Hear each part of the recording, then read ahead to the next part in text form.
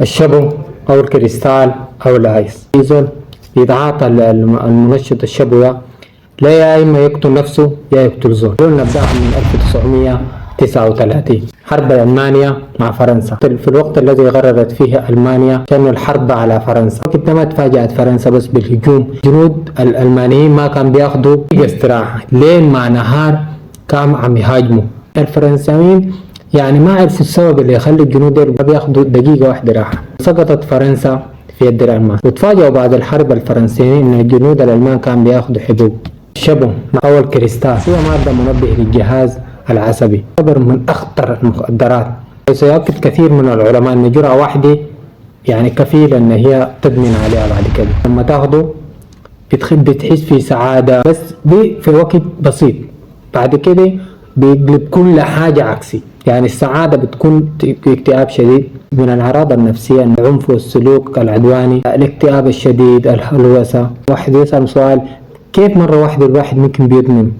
هقول لك نعم، لأن الشبو يكون تسميه بشكل كيميائي بالكامل ويكون مستهدف المخ بشكل أساسي، له أعراض نفسية وأعراض جسدية. من المواد اللي بتستخدم في تصنيع الشبو حامض الهيدروكلوريك، يستخدم في صناعة البلاستيك وإزالة الصدى من الحديد. بيروكسيد الصوديوم يسبب حريق الجلد ويؤدي إلى العمى. حامض الكبريتي يستخدم في صناعة المنظفات الأرضية.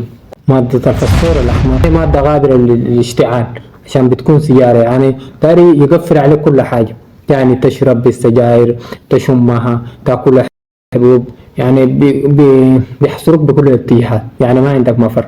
لأن المواد اللي قلناها هي غالية وغيرها، طبعا في مواد مستنوعة فيها وغير أنا ما ذكرتها، المواد غالية. الشياطين دول قالوا خلاص احنا بنخليه لكل الناس عشان ما يكون فيها محددة، قاموا استبدلوا المواد دي بمواد أرخص موجودة ورخيصة تكون الحياة بسيطة. مادة تستخدم لاصق الأحذية ودي كفيلة براها إنك تدمر خلايا المخ. مادة الأسيتون ممكن تسأل نفسك فين الشرطة والحكومة من المواد دي؟ أقول لك المشكلة إن عشان تسني الحاجات دي أنت داير لك محل صغير ومواد الرخيصة الموجودة في كل حتة دي وطباخ شاطر بس. قلنا ليه بيخلي الواحد انه هو يقتل؟ لانه هو بيخش في حاجة انفصال في الشخصية. يعني هو في البدايات ما ادوك له مجان ومع قعدات وكده، تاني ادمنت عليها حتحتاج انك تواصل، والجرعة لازم كل مرة حتزيد لان النشوة بتقل مع كل جرعة بتاخدها، هتعكس معاك اكتئاب شديد وكده، لازم تزيد كل مرة. المرة الجاية حيقول لك قروش، انت ممكن تبيع بيتك، عربيتك، حاجاتك، في النهاية حتخش انك تسرق، تشيل من زول. في اللحظة دي لو اي زول قال لك لا ما حتعرف ده قريب ولا بعيد، تقتله طوالي. لو انت في البداية على فكرة ممكن يعني تاخد علاجات وممكن تتعافى وما بيجيك عوض. المهم انك انت ما تواصل فيها لان اضرارها كثيرة. فقدان الشهية، فقدان الوزن، شيخوخة المبكرة، تساقط الاسنان، سرعة نبضات القلب، يدمر الرئة، فشل في وظائف الكلى. خلي بالك منه.